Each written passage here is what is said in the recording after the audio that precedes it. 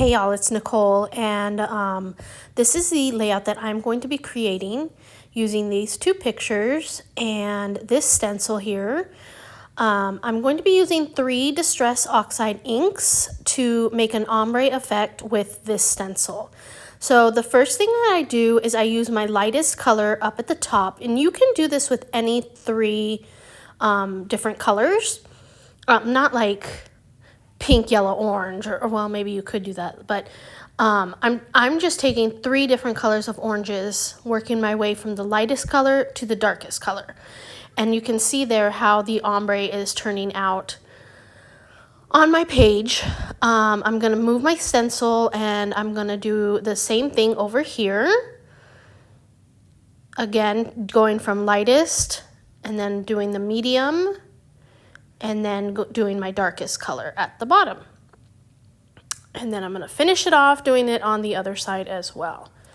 So that is showing you exactly how you can use 3 different hues, 3 different shades of the same hue. There we go. And 1 stencil to make an ombre effect on your page. So now what I'm going to do is I'm going to take my inks and water them down a bit and then add some splatters. And I'm also going to add like some little distressed areas of ink within the same color of doing it. That one did not work out well. I'm going to redo that in a minute. But here's the medium colored one.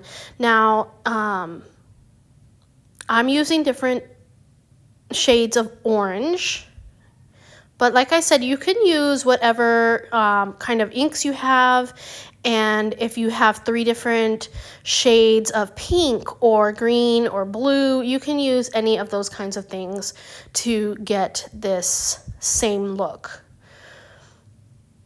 So here is where I'm going to go back with this one here, which is dried marigold, and I'm going to go ahead and add some more. And now this looks much better than what I had before.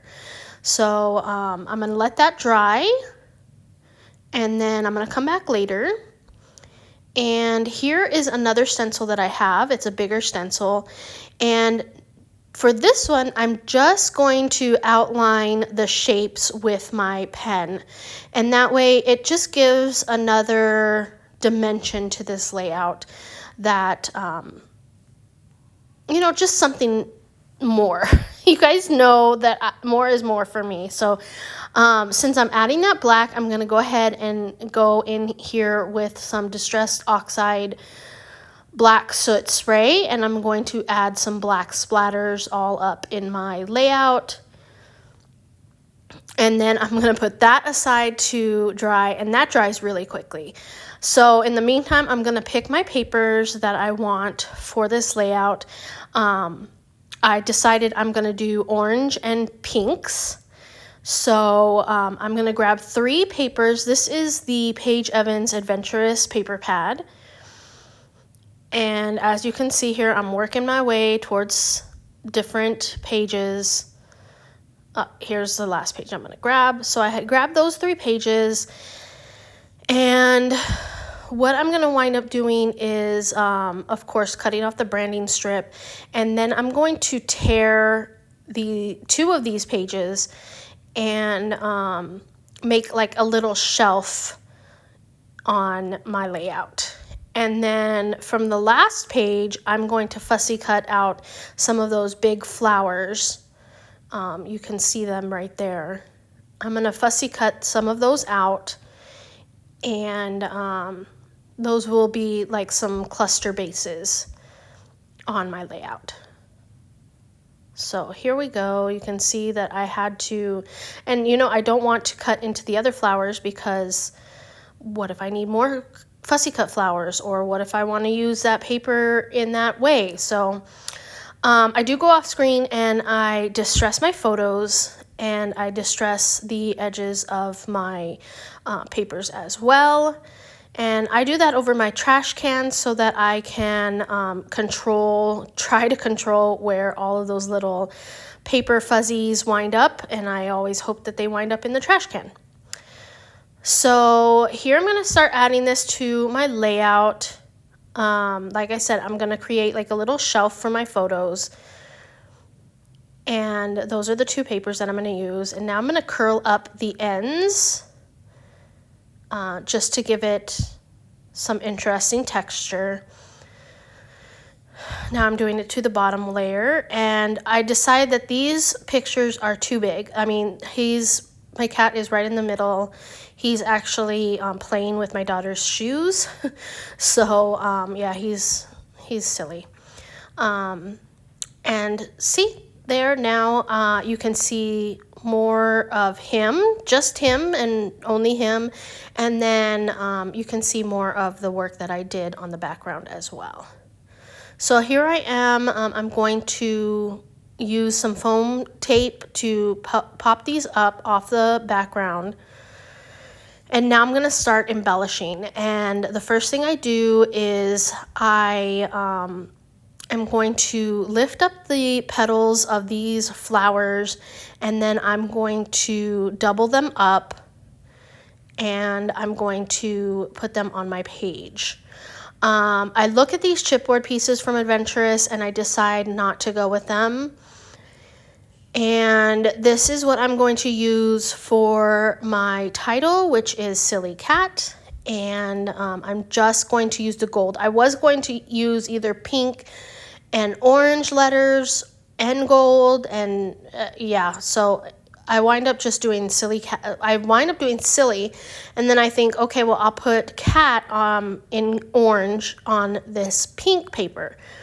And it did not pop out or anything, so I'm going to go ahead and go back and do gold on that as well. So there we go for that.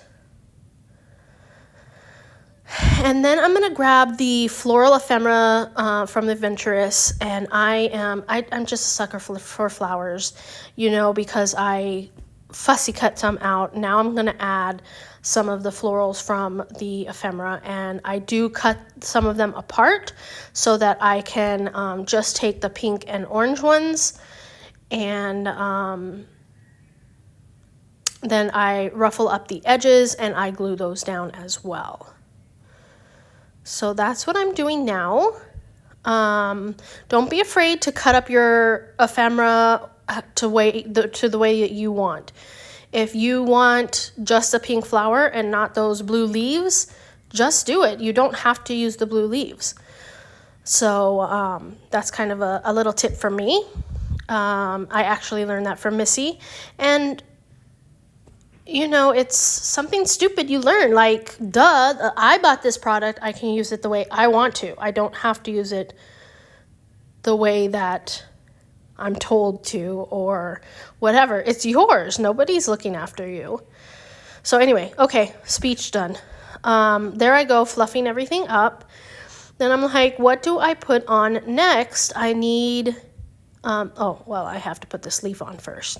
But I need something else. You know what I mean? Like, more is more. So I'm just trying to find something else to put on this page. And after some thinking, what do I come up with? Twine, I think. I know twine. Yes, twine. So as you can see, I'm just kind of letting it fall wherever, and then it catches on my scissors. So then I have to go back through and let it go again. And then I do the bottom part. And then I'm going to show you a little bit of my gluing technique for it. But I'm not going to show you all of it because you get the picture. Like, I just put some glue down and then I put my thread on it. So there we go. So that's all glued down now. And then I'm going to come in with some little birdie flowers. And I just want to remind you that everything down below is linked. All of the products that I use is linked down below so that you can find them in the shop. If you want to try and recreate this page, or you want to just do your own thing, but you love the product, it's all going to be linked down below, so you can easily find it. And then here I am gluing down those little birdie flowers. And I really like how they added some more texture to the layout. It just adds such prettiness, in my opinion, to the page. Oh, and I do want to point out that I'm just using smooth cardstock, smooth white cardstock. There's no gesso, there's no prep on it. I didn't need the stuff to move around. I was just adding some little splotches of stuff here and there. I did add some orange gems. Those are from Buttons Galore. And then now I'm adding some black sequin discs just to add that pop of black in, because I do have black in it, and then my cat kind of reads more in the darker range. So I'm adding those dark elements in as well. And I add those to all of my floral arrangements, clusters, whatever, along that twine as well. So I'm almost done adding those. And then here I'm going to add my journaling, also with a black pen. And then I think that's it. I think I'm going to be having the close-ups pretty soon. So thank you so much for watching. If you enjoyed this video, please give it a like and subscribe. And again, I'm going to have all the products linked down below for you to find. Thank you so much for watching today. Until next time.